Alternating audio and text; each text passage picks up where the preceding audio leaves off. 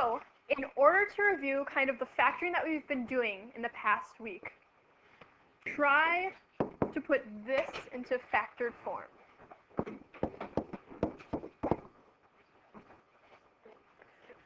I would recommend just doing this if you open up the notes for today and then just pull up a blank PDF or just put it on one of the slides. And so I'll give you a few minutes to solve this problem.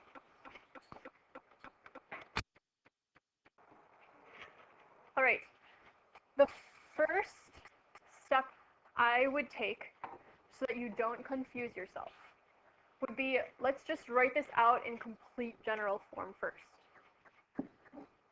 So we know we have the x squared. What comes after x squared? Some 0, right? 0x, and then a minus 16. So this is our general form here. This negative 16 here, do we need to multiply or add to get negative 16? We need to multiply to get negative 16. We need to add to get 0.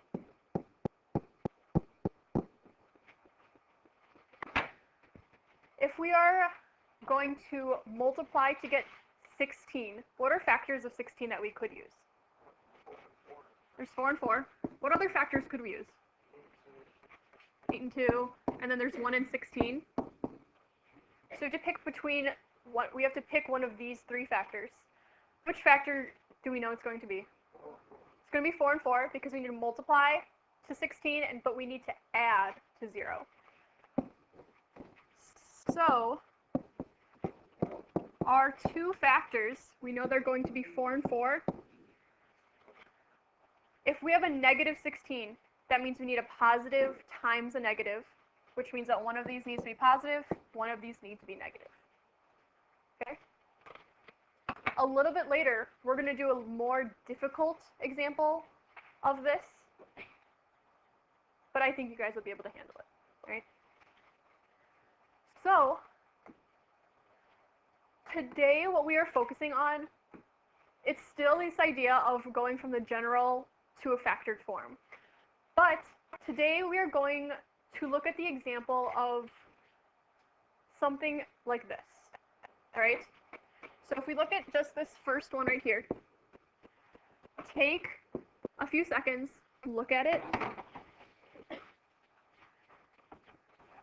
and notice what's different about this than other equations that we factored before, right? When you think you have something that's different about this equation, turn and talk with your partner. What's different?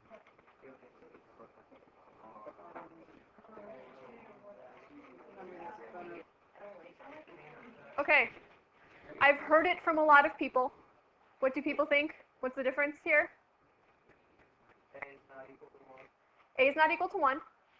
Okay, we've done some before in the past where it was like y equals 2x squared plus 4x plus 2, something like that, right? That one didn't have an a not equal to 1. But what did we do with this one? We factored out the 2, right? So that we could rewrite it in some other form. For this one, can we factor it out? We cannot factor this. This does not factor. But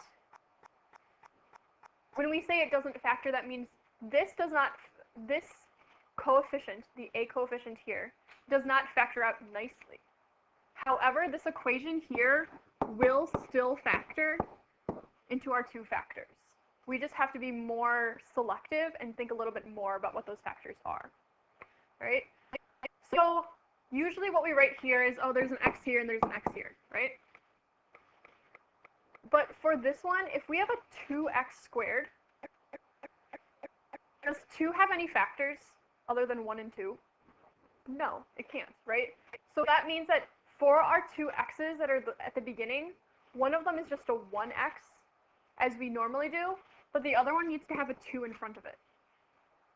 So we're going to have our 2 factors. One of them will start with a 2x, and the other one will start with an x. Okay? The next thing that we have to look at We have a negative 5. Are we multiplying or adding? We are multiplying to get our negative 5. So if we are multiplying, that means it's 1 and 5, obviously, right? But can I just, like, put a 5 here, and I'll put a 1 here, and it'll be fine? I just have to figure out the positive and the negative? Not quite, because now that we have a 2 here, this 2 matters, so the placement of where we put the 5 and the 1 matters. So if we looked at this and we said, let's just try this. So let's try 5 and a 1 here. I just want to make that one positive. I want to make this one negative. If I try and expand this out again, I'm going to end up with 2x squared plus 2x minus 5x minus 5. Do I get positive 9 from 2 minus 5? I don't. So this isn't the right combination. So at this point, when we have the negative could be one of these, the positive is the other one, and I don't know where our numbers go, at this point you just have to guess and check. Make an educated guess based off of what you think, and then try re-expanding it out and see if you get this middle term here. Alright? So, if we take off the parts that we guessed at before, we're still with our 2x and our x. What do you think should go here? So right here, let's try a plus 5. That means that this has to be a minus 1. So if we try this and we expand it out, again, we'll get 2x squared, we'll get plus 10x, we'll get a minus x, and we'll get a minus 5. Does 10x minus x give us 9x? Yes. So this right here would be our factored form. Okay. It's okay if you try something and it doesn't work the first time. All that means is you just have to try a different combination. Alright? So, from there, let's try this one. Okay? I will give you a few moments to try this one on your own. Okay, so for this problem, what is the first thing we should do? We should factor out something that each of these terms have in common, right? What do each of these terms have in common? A 3. So, if I rewrite this with the 3 factored out, that might make it slightly easier for us to factor, instead of looking at, oh, if I have a 6, that could be a 1 and a 6, or it could be a 2 and a 3, and that makes it difficult, right? So here, we have the benefit of being able to factor out a 3 first. And so, if we were just to factor this, typically, we would have our 2 factor components here. We have a 2x squared, which means one of these has to be an x, the other one has to be a 2x. And then we have a 3 that we need to multiply to, correct? So that's a 1 and a 3 for our factors. Should the 1 go here? Or rather, what should go in this part? There should be a 1? Okay, I just guessed. So we have a 1 and we have a 3. It's positive here, which means that they're both either positive or they're both negative. So in this case, because we have a positive 7 that we want to add to, I'm going to assume that both of them are positive. Alright? That's one way to factor. I have seen an interesting way of factoring, though, that I think some people might benefit from. So if we start again with this equation where we factored out the 3,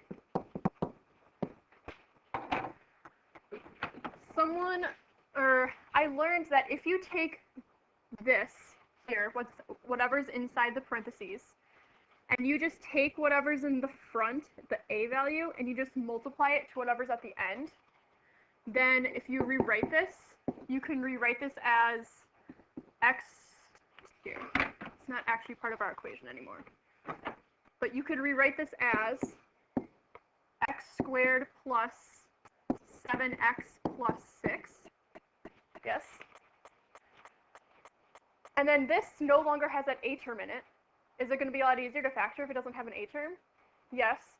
So now all we have is just our two factor components. I'm going to pause for a sec.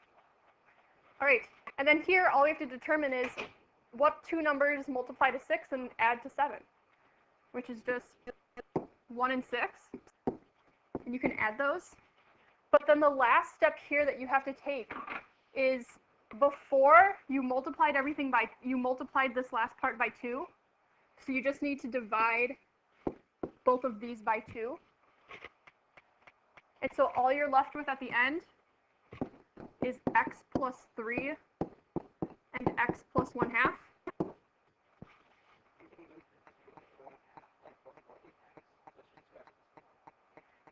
Yep. And so this is what you'll get. And then right here we have a fraction, which you don't usually have. So if you have a fraction like this, you can just move the denominator in front of the x, and you'll end up with x plus 3 and 2x plus 1. If this second way of factoring just completely went over your head and you never want to look at it again, that's completely fine. If the first way of factoring, you looked at it and said, this is super hard, and this second way of factoring is so much easier for me, use this way of factoring, because both methods work. All right? Okay. So, very interesting way of factoring there. I like it a lot. The other thing that I want to address today is, do you remember when we did this at the very beginning? We did this equation here at the very beginning of the period. And we found that it was equal to x plus 4 times x minus 4. This kind of equation is something special called the difference of squares. And basically all that means is this term here and this term here are both perfect squares. Because if you take the square root of it, it turns into something really nice. Right? So if I took the square root of x squared, that would just be x. And if I took the square root of 16, that would just be 4. So I can actually rewrite this as x squared. And then I could rewrite this over here as just 4 squared.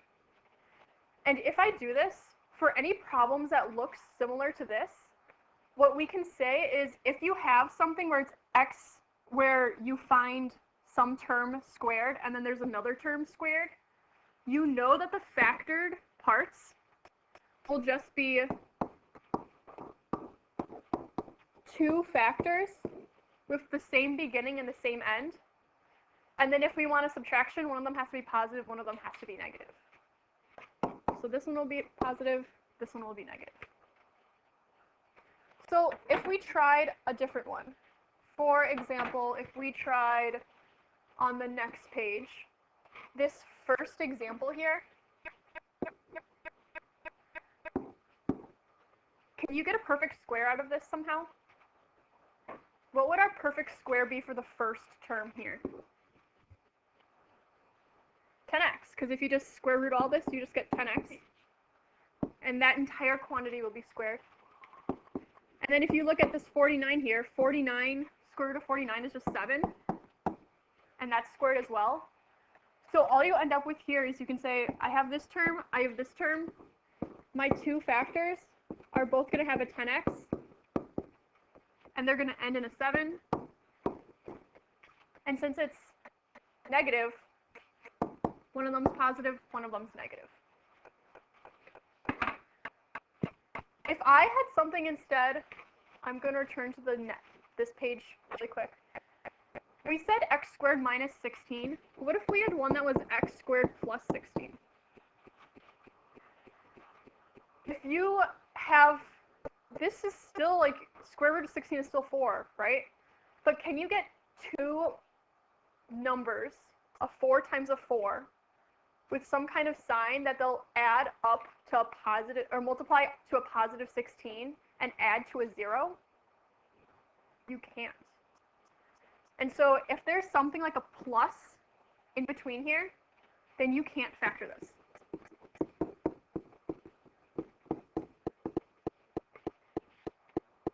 It's just can't be factored. All right? I would like you to try this one right here on your own, and I'll give you a few moments to do so. since it looks like everyone is more or less done with this one, what did we get for our two factors? What was this first term for both of them? Yes. 5x. And then what was the last term? I think you know. 1. And then there's a negative here, so there's a negative right here. So that's just positive and negative. Okay. Putting this all together. This one is going to give us an idea of what happens when we can't factor that easily.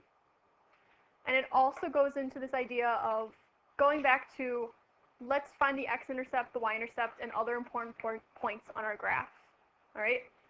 So I will give you a few minutes to get this one done. I will say, just to give you a hint, for these three terms here, what's the first thing that we should do? We should factor something out. I heard factor out a 3. What else can we factor out? A negative. All right? So make sure that you're factoring out a negative 3 at the beginning. It'll make it a little bit easier for you, but there's still going to be there's still going to be an a coefficient that is not equal to 1. Okay? So now that we've all had time to kind of solve this out, we factored out a negative 3, and that's where we ended, right? So then we were left with a positive 4x squared plus 4x minus 3. So from here, I saw people using both ways, which is awesome. All right, both forms of factoring. Can someone tell me what they got for their two factors? Someone from this middle row right here. I guess it's not quite middle, but from this row here. Give me one of your factors.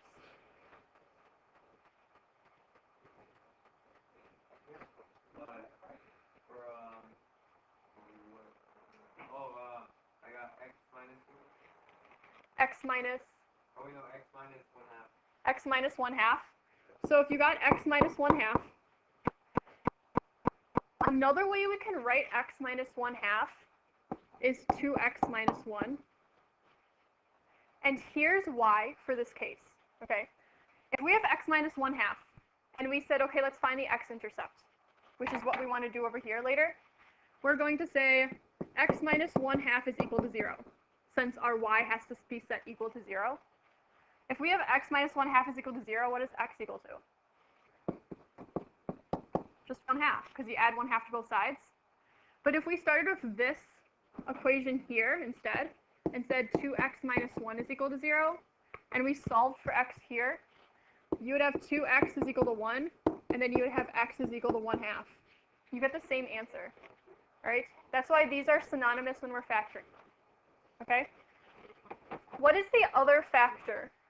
Someone from this row over here now. What is the other factor that you got?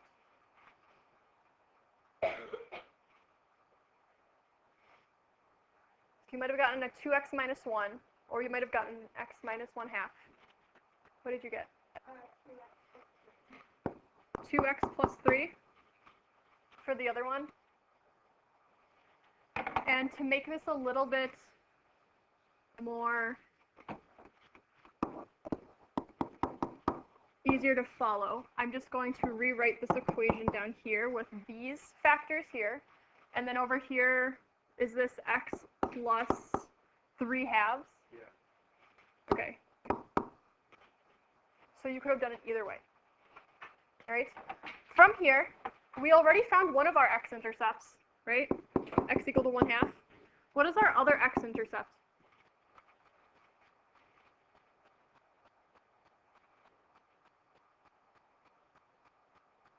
Give it a try.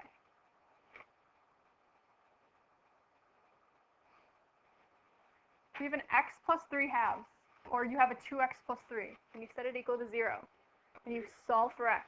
What do you get for your other x-intercept?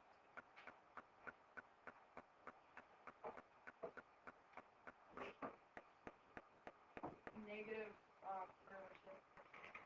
Negative 3 over 2. Show of hands, these are the two x-intercepts that I got. Okay, cool. Y-intercept, if I looked at the y, if we're looking at the y-intercepts now, and I look over at my factored equation here, can I find the y-intercept from this factored equation? I could, right? If I want a y-intercept, do I set y or x equal to 0? If I'm looking for a y-intercept, do I set x or y equal to 0? X, right? So I could set these equal to 0. There's another way, though, that's a lot easier, isn't there? If I look back at our original equation up here, this is the general form. The general form is known because it gives us our y-intercept right away, right? So if I just put a 0 in here and here, y is equal to 9. So I've got my y-intercept. Okay. From here, just like there are two different ways that we showed here, there were two different ways that you could have solved for your y-intercept. There are two different ways here that we could solve for our axis of symmetry. What is one way we could solve for our axis of symmetry?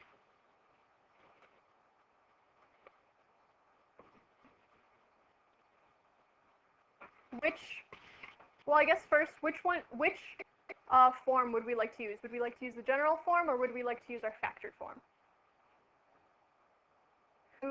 I heard both. Which one should we use? Sure.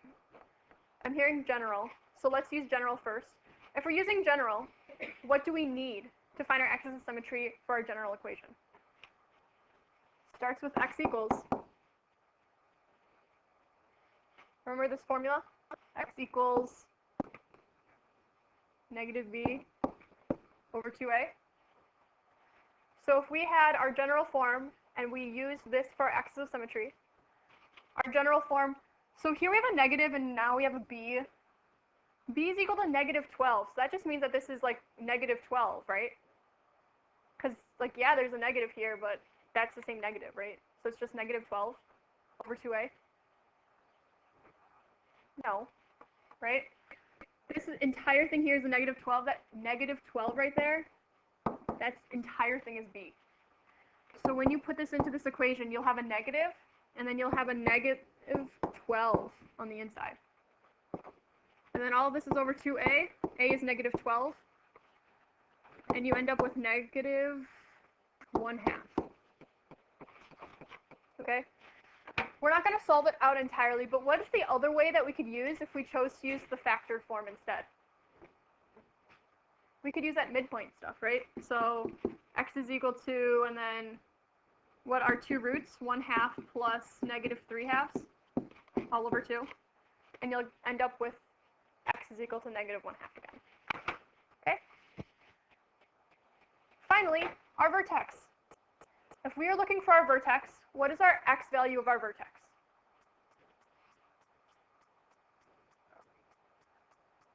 Ethan, what do you think the x value of our vertex is? If our axis of symmetry told us, got a negative 1/2. Our vertex is still, our x value is negative 1/2. All right, from there, what do we have to do in order to get this y value? Plug it into one of our two equations, right? So what did somebody get for their y value of the vertex? All right, show of hands who got 12. Okay, so we've got quite a few people who got 12, right? And so all we did for 12, all we did to get 12 is you put your x value of negative 1/2 into one of these equations. So if I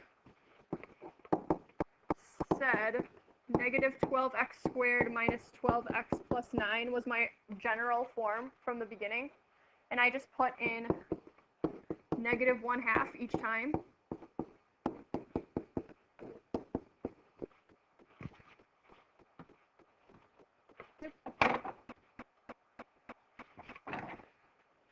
here you end up with a negative 12 times 1/4.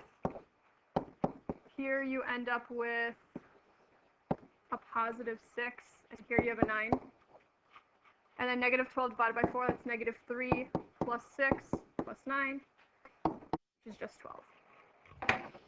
Okay? So that's all the work we're doing for today. To give you a kind of heads up of what's happening next week. Monday is our review day. Tuesday is our test. Wednesday is the lab is due, correct? The drone lab? Wednesday your drone lab is due.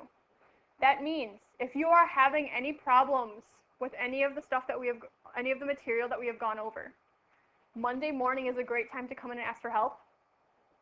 Monday after school is also a great time. Tuesday after school for help on the drone lab, and Wednesday during mass for the drone lab. Okay? So that is all I have for you today. You can work on the homework, which is another quiz, I believe, or you can work on the drone lab. Ask me any questions that you need to. All right? That'll be it for today.